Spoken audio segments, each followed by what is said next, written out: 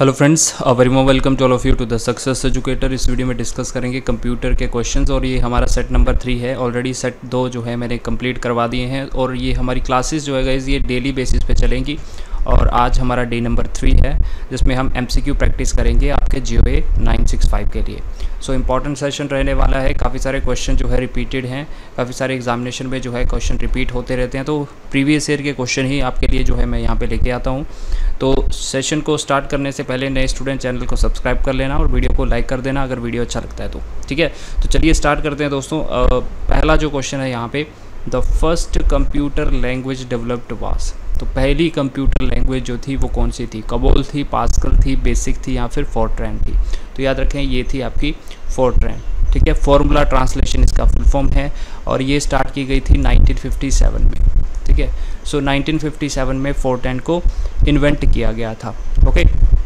Next question पे चलेंगे। The first computer spreadsheet programme. तो यहाँ पे पूछा गया है स्प्रेडशीट प्रोग्राम कौन सा था। देखिए जैसे एक्सेल है, MS एक्सेल, वो स्प्रेडशीट है, रोज एंड कॉलम्स में आपको देखने को मिलता है वहाँ पे।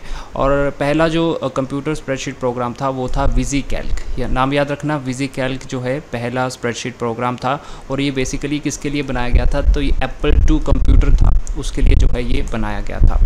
और कब इन्वेंट किया गया था? 1979 में, ठीक है। 1979 में जो है इसको इन्वेंट किया गया था। नेक्स्ट पे चलेंगे। Which of the following is an example for fourth generation language. Fourth generation की लैंग्वेज आपको यहाँ पे बतानी है कि कौन सी है। तो अगर कबोल और फोर्ट्रैन की बात करें, ये दोनों जो लैंग्वेजेस हैं ये आपकी थर्ड जनरेशन की हैं। लेकिन जो पावर बिल्डर है, हमारा आंसर हो जाएगा पावर बिल्डर, ये जो है आपकी फोर्थ जनरेशन की लैंग्वेज है। सो हम our answer will be option number B. Next चलते हैं। Herman Hollerith developed a machine called. Herman Hollerith एक जो है कंप्यूटर साइंटिस्ट थे, उन्होंने एक मशीन डेवलप की जिसका नाम था टैबुलेटिंग मशीन। ऑप्शन डी इसका सही आंसर होगा। इन्होंने किसको इन्वेंट किया था? टैबुलेटिंग मशीन को 1888 के अराउंड जो है इन्होंने इसको इन्वेंट किया था। Electronic delay storage automatic computer, जिसको एडसैक बोलते हैं, ये किसने इन्वेंट किया था इसको? तो फुल फॉर्म जो रहती है फर्स्ट ईयर जनरेशन के जो कंप्यूटर्स हैं, electronic delay storage automatic computer, EDSAC की फुल फॉर्म है। पहली बात ये। दूसरा जो है यहाँ पे इन्वेंशन जो किया था वो था जॉन वॉन न्यूमैन ने किया था। याद रखना, जॉन वॉन न्यूमैन ने जो है एडसैक को डेवलप किया था।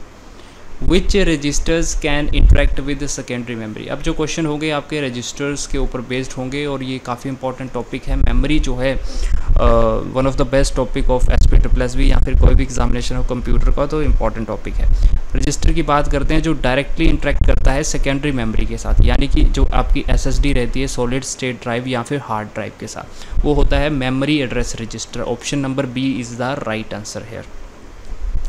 विच flip flop is use to store data in register. तो रजिस्टर में देखिए दोस्तों फ्लिप फ्लॉप लगे होते हैं छोटे छोटे, तो जो डेटा स्टोर करते हैं, तो वो जो रजिस्टर होते हैं उसमें कौन से फ्लिप फ्लॉप होते हैं? डी फ्लिप फ्लॉप होते हैं। याद रखना, ऑप्शन नंबर ए इसका यहाँ पे सही आंसर हो जाएगा, डी फ्लिप फ्लॉप।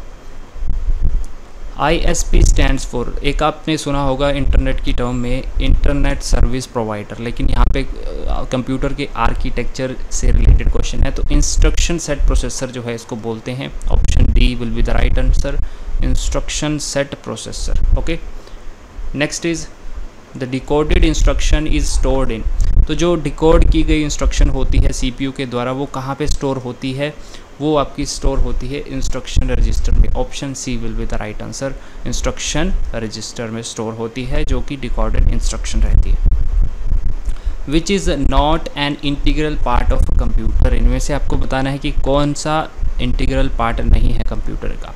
देखिए गाइज, मेरा आंसर देने से पहले खुद का आंसर जरूर जज करें, अदरवाइज़ जो है इसका कोई बेनिफिट नहीं है। अगर आपको आंसर नहीं आ रहा है तब जाके जो है मेरा आंसर आप लोग देखें, लेकिन सबसे पहले जो है आपने क्या करना है, खुद प्रैक्टिस करनी है क्वेश्चंस की। इसलिए मैं जो है एज ए टेस्ट सीरीज़ जो है ये आपके लिए जो है यूट्यूब पे ला रहा हूँ। तो अपना आंसर ज़रूर दें, उसके बाद मेरा आंसर देखिएगा। तो इंटीग्रल पार्ट कंप्यूटर का नहीं है। तो CPU एक इंटीग्रल पार्ट है, मॉनिटर भी इंटीग्रल पार्ट है, माउस भी, लेकिन UPS इंटीग्रल पार्ट नहीं होता इनमें से। तो अनइंटरप्टेड पावर सप्लाई इसका फुल फॉर्म रहता है, जो कि पावर जो है कंप्यूटर को प्रोवाइड करवाता है, ठीक है। Next is the most frequently used instruction of a computer program are likely to be fetched from. जो बार बार हम इंस्ट्रक्शंस को यूज़ करते हैं कंप्यूटर प्रोग्राम में, वो कहाँ से फेच होती हैं, कहाँ पे स्टोर होती हैं, वो हमारी कैशे मेमोरी के अंदर स्टोर होती हैं। ठीक है, सो ये इसका सही आंसर होगा। अगर आपको पूछा जाए कि मोस्ट फास्टेस्ट मेमोरी कौन सी होती है, मोस्ट फास्टेस्ट मेमोरी, तब आपका आंसर होगा रजिस्टर्स। रजिस्टर्स के बाद नाम आता है कैशे मेमोरी का। तो कैशे मेमोरी भी बहुत ही फास्ट होती है, जो हम रैंडमली काम करते रहते हैं, बार बार काम करते रहते हैं, वो कैशे मेमोरी में स्टोर हो जाते हैं। तो वहाँ से जो है हमारी कंप्यूटर की स्पीड जो है इंक्रीज़ होती है। ALU जो अर्थमेटिकल लॉजिकल यूनिट होता है और कंट्रोल यूनिट होता है, ये स्पेशल पर्पस जो है लोकेशन इसके लिए होती है, वो उसका क्या नाम है? ALU and control unit have special purpose location which is called registers. ठीक है, रजिस्टर्स होते हैं इनके पास। Option A will be the right answer. Communication line between CPU memory and peripheral. Peripheral devices जैसे कि हमारा पेन ड्राइव है, ओके, हमारा USB जो माउस है, ठीक है, पेरिफेरल डिवाइसेस और CPU मेमोरी के साथ जो कम्युनिकेट करवाता है वो कौन करवाती है? बस करवाती है। ठीक है, बस करवाती है। Option C is the right answer. Which bus connects all the internal component of a computer such as CPU and memory to the main board, यानी कि मदरबोर्ड। तो देखिए इंटरनल कंपोनेंट जो होते हैं आपके कंप्यूटर के अंदर, जैसे CPU है, मेमोरी है, उसको मदरबोर्ड के साथ अटैच कौन करवाते हैं? इंटरनल बसेस होती हैं। ठीक है, याद रखना, उनको बोलते हैं इंटरनल बसेस या फिर सिस्टम बस। ठीक है, या फिर सिस्टम बस। तो याद रखो, इंटरनल जो कनेक्शन होते हैं वो इंटरनल बस या फिर सिस्टम बस के थ्रू होते हैं। अब second is a bus that connects a computer to a peripheral device. अब यहाँ पे क्या होगा कि एक कंप्यूटर को दूसरी पेरिफेरल डिवाइसेस के साथ कनेक्ट करना, यानी कि क्या है, ये एक्सटर्नल डिवाइस का यहाँ पे यूज़ हो रहा है, तो यहाँ पे एक्सटर्नल बस जो है इस्तेमाल होगी। Option D is the right answer. External बस जो होती है इसको हम एक और नाम से भी जानते हैं, क्या? सिस्टम बस, मेमोरी बस, फ्रंट साइड बस या फिर एक्सपेंशन बस। तो एक्सटर्नल बस को जो है हम एक्सपेंशन बस के नाम से भी जानते हैं। डी इसका सही आंसर हो जाएगा।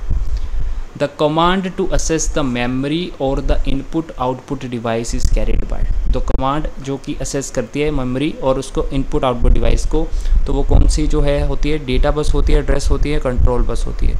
तो याद रखना ये होती है आपकी कंट्रोल बस। ऑप्शन सी इसका सही आंसर होगा। Control bus will the right answer. Computer bus is use to specify a physical address. Computer bus जो कि स्पेसिफाई करती है फिजिकल एड्रेस को, वो हमारी एड्रेस बस होती है। ए यहाँ पे सही आंसर हो जाएगा। Option number A will be the right answer. Next, a bus that transfer data from one component to another और बिटवीन द कंप्यूटर।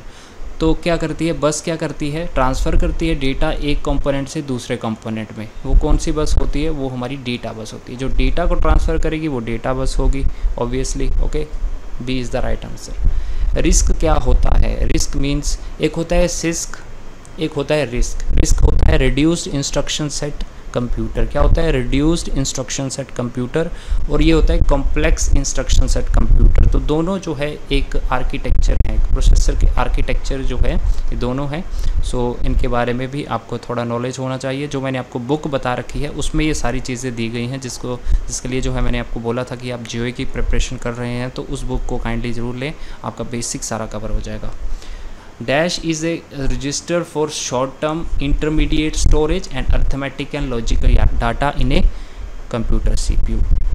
अब देखो, जब कंप्यूटर में प्रोसेसिंग वगैरह रहती है उसके बाद जो है उसके जो रिज़ल्ट रहते हैं वो किस रजिस्टर में स्टोर होते हैं? शॉर्ट टर्म के लिए, और इंटरमीडिएट स्टोरेज के लिए या फिर अर्थमेटिक और लॉजिकल डेटा जो उसमें स्टोर रहता है तो एक्यूमुलेटर के अंदर वो स्टोर होते हैं। याद रखना, एक्यूमुलेटर के अंदर स्टोर होते हैं। A will be the right answer.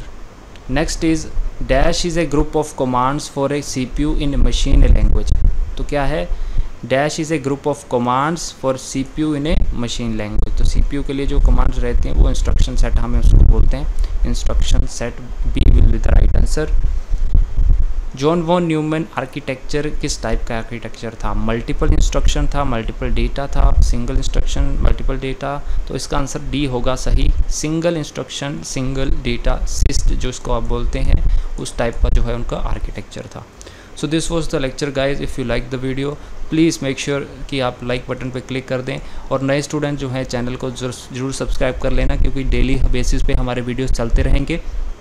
साथ ही साथ जो है रेंडमली बीच में हम जो है जीएस को भी कवर करते चलेंगे। प्रीवियस ईयर के क्वेश्चन जो हैं मल्टीपल चॉइस क्वेश्चन, उनको डिटेल वे में, हर एक ऑप्शन को हम डिटेल वे में जानेंगे। और आपका सपोर्ट रहा तो हम आगे भी कुछ और जो है अच्छे अच्छे वीडियोस लेके आएंगे। और चलिए गाइस, मिलते हैं नेक्स्ट लेक्चर में, तब तक के लिए जय हिंद।